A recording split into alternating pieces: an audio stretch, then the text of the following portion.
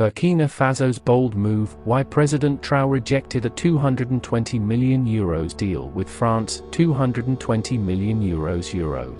That's the amount of money Burkina Faso's President Ibrahim Traoré recently turned down from a French company that was set to build a new international airport in the country's capital, Ouagadougou. Now, you're probably wondering, why would a president of a country dealing with both economic struggles and insecurity reject such a massive sum of money, especially when that money would help construct vital infrastructure and potentially generate revenue for the government? Is Traoré simply anti-Western, or is there a deeper reason behind this shocking move?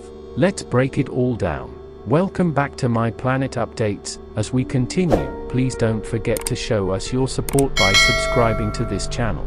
The shady deal that wasn't his. Let's set the stage. President Traoré didn't personally sign this airport deal with the French company Meridian. It was actually made by his predecessor, Marc Christian Cabot, back in October 2021. Cabot, who was known for his strong ties to France, signed an agreement for the French company to design, build, finance, operate, and maintain a new international airport in Ouagadougou. The deal, on paper, looked promising. A modern airport would replace the aging one, creating jobs and boosting the country's connectivity to the world. But there was a catch, and it was a big one. The agreement granted the French company Meridian a 30-year concession to operate the airport after it was built.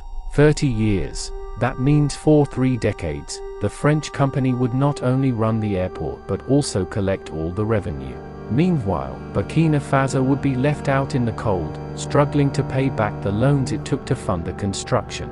Yes, you heard that right. The project was mostly funded by loans from the World Bank, the African Development Bank, and other financial institutions, not the French company. Meridian and its partner, Aéroport Marseille-Provence, contributed little financially to the project, yet was set to take control of the airport for 30 years. Doesn't quite add up, does it? The bigger picture, dependency and exploitation, this is where we need to zoom out a bit. The deal between Burkina Faso and Meridian is just one example of a larger trend across Africa. When African nations embark on major construction projects, whether it's airports, railways, or bridges, they frequently turn to foreign companies from Europe, China, or the US to get the job done. But why? Is it because Africa doesn't have the capacity to build its own infrastructure, or are there deeper issues at play? Don't forget to like, share, and subscribe for more insightful content. The sad reality is that many African nations have become dependent on foreign companies to handle these large-scale projects. This creates a vicious cycle of dependency, where foreign entities profit from Africa's resources and infrastructure while local industries are sidelined. It's a form of modern-day exploitation, and the consequences are devastating.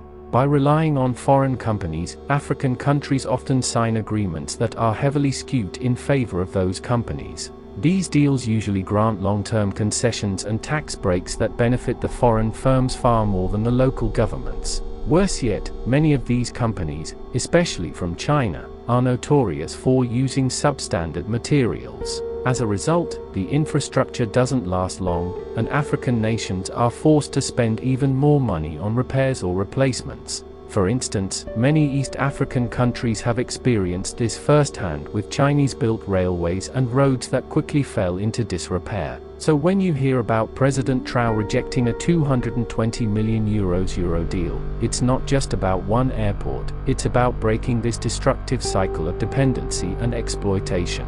Why Traoré pulled the plug? Now, back to the deal itself. Why exactly did President Traoré reject it? According to reports, there were several red flags that made the agreement unacceptable. First and foremost, the concession period of 30 years was far too long, especially considering how little Meridian was contributing financially. The French company would have essentially been handed the keys to the kingdom, controlling the airport for 3 decades while Burkina Faso struggled to pay back loans used to build it. Additionally, the deal included a taxation regime that was heavily skewed in favor of the French company. Under this agreement, Meridian would pay very little in taxes during the entire concession period.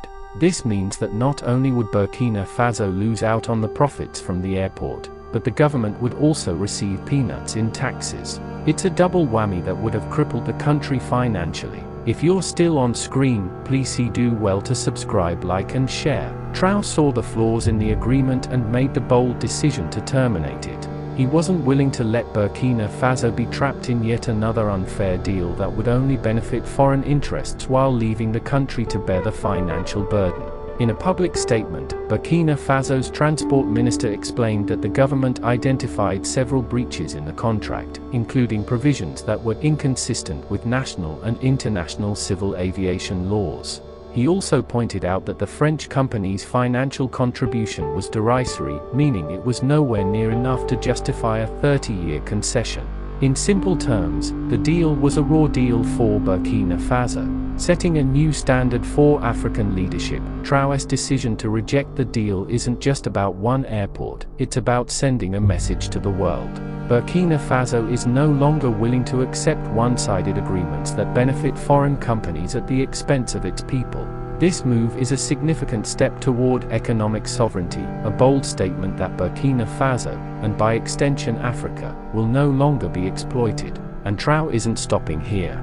He's actively seeking alternative partners who can help finance and build the airport in a way that benefits the country. According to his administration, they are in talks with several credible partners who are willing to enter into fairer deals that prioritize Burkina Faso's interests. The goal is to find a financing model that allows the country to retain control over its infrastructure while still reaping the economic benefits. By rejecting this deal, Traoré has set a new standard for African leadership. He's shown that it's possible to stand up to powerful foreign interests and negotiate for better terms. This is the kind of leadership that many African nations desperately need, leaders who put their country's interests first and refuse to be exploited by foreign entities. The bigger picture: what's next for Burkina Faso? Of course, the decision to cancel the airport deal comes with some short-term consequences. The current airport in Ouagadougou, built in the 1960s, is outdated and struggling to keep up with increasing passenger traffic.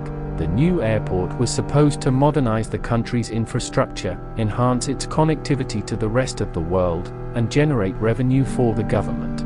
However, with the deal now off the table, the construction of the new airport will be delayed. But this delay could actually work in Burkina Faso's favor in the long run. By taking the time to find better partners and negotiate fairer terms, the country will ultimately secure a deal that benefits its economy, its people, and its future. Traoré's decision also sends a broader message to other African countries. By rejecting this deal, Burkina Faso is leading by example, showing that African nations don't have to accept exploitative agreements. Instead, they can take control of their own resources, build local industries, and forge partnerships that are mutually beneficial. The path forward: building Africa's future. This brings us to the larger question: what's the future for African countries like Burkina Faso? The answer lies in building local industries that can handle these major infrastructure projects. Imagine if Burkina Faso had its own construction companies capable of building airports, railways, and bridges. There would be no need to turn to foreign companies like Meridian in the first place. By investing in local industries, African nations can break the cycle of dependency and exploitation. They can create jobs, stimulate their economies, and keep profits within their borders. This is the kind of long-term vision that leaders like President Traoré are advocating for, a future where African countries control their own destinies. Final those, President Traoré's decision to cancel the €220 million deal with France is a bold and necessary move for Burkina Faso. It's about more than just an airport, it's about breaking free from the cycle of dependency that has plagued Africa for decades. By standing up to unfair deals and prioritizing his country's interests, Traoré is setting a new standard for African leadership. But what do you think? Was Traoré's decision the right one? Should Burkina Faso have accepted the deal and moved forward with the airport project, or did the president make the right call by rejecting it? Let us know your thoughts in the comments below. And as always, don't forget to like, subscribe, and share this video to help spread the word. Please don't forget to like, share, and subscribe for more insightful content. Thanks for watching, and we'll see you next time.